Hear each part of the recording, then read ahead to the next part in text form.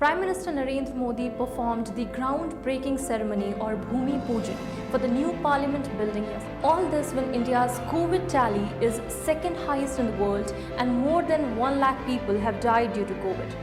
The big question here therefore is, at a time deadly pandemic has crushed the country's economy, is this worth spending a whopping of rupees 20,000 crore to restructure the country's parliament and Lutyens Delhi? Before we tell you that, here is what Central Vista project is about. The Central Vista project is a redevelopment plan to expand and redesign the power corridor of India. Bhai India nahi, soch nahi, to parliament purana kyun ho? The project will be constructed along the Rajpath, which is the stretch between the Rashtrapati Bhavan and the India Gate in New Delhi. Even though there is no detailed project report so far, the centre has approved a sum of rupees 20,000 crore for the redevelopment of the entire stretch, and the new parliament building will alone cost about 971 crore rupees. अब जानते हैं कि new parliament की ज़रूरत है क्यों? As the centre explained to the Supreme Court on November 3rd, the new parliament building will be able to save about 1,000 crore rupees annually on rent expenditure. How?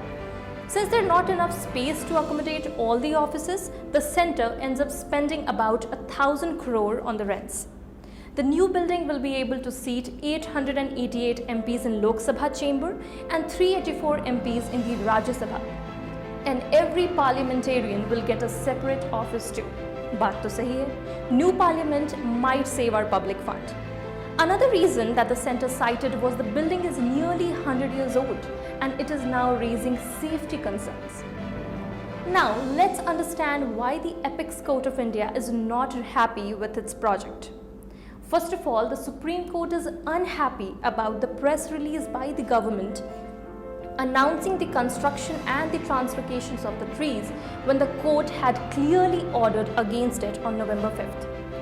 Secondly, the Supreme Court is currently hearing 10 petitions that are filed challenging the project. Now, there's a lot of things wrong with the project, like the issue with the need for additional space, master plan for Delhi city and the absence of detailed project report or so-called DPR. But the major question here is, agar zarurat hai bhi, to jaldi kyun hai? Due to COVID-induced pandemic, India's GDP already took a hit and has shrunk to 23.9% in the first financial year of 2021.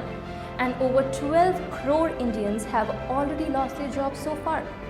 The practicality dictates that the money should wait and the money should be used for what's ahead of us, the COVID-19 vaccine.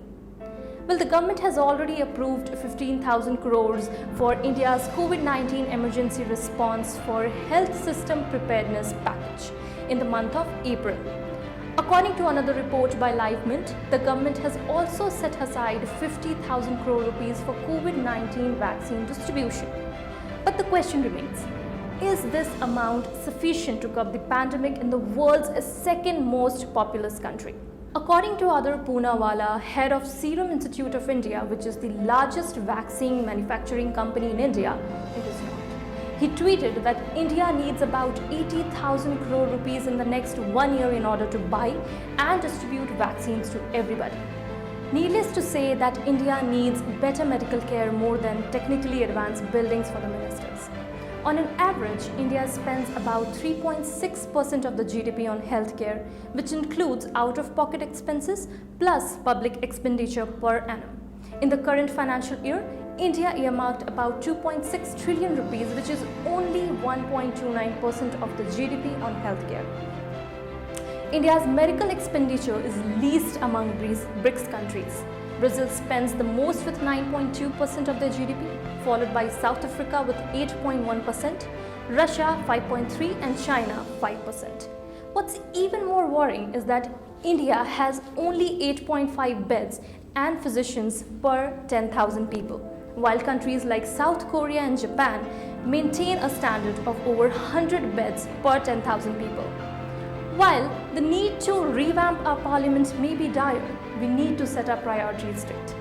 Looking at the data, it is evident that we can make do with our old parliament, but who are you going to serve when COVID wipes out half the population? इसलिए हमें नए parliament की ज़रूरत तो है, पर जल्दी नहीं।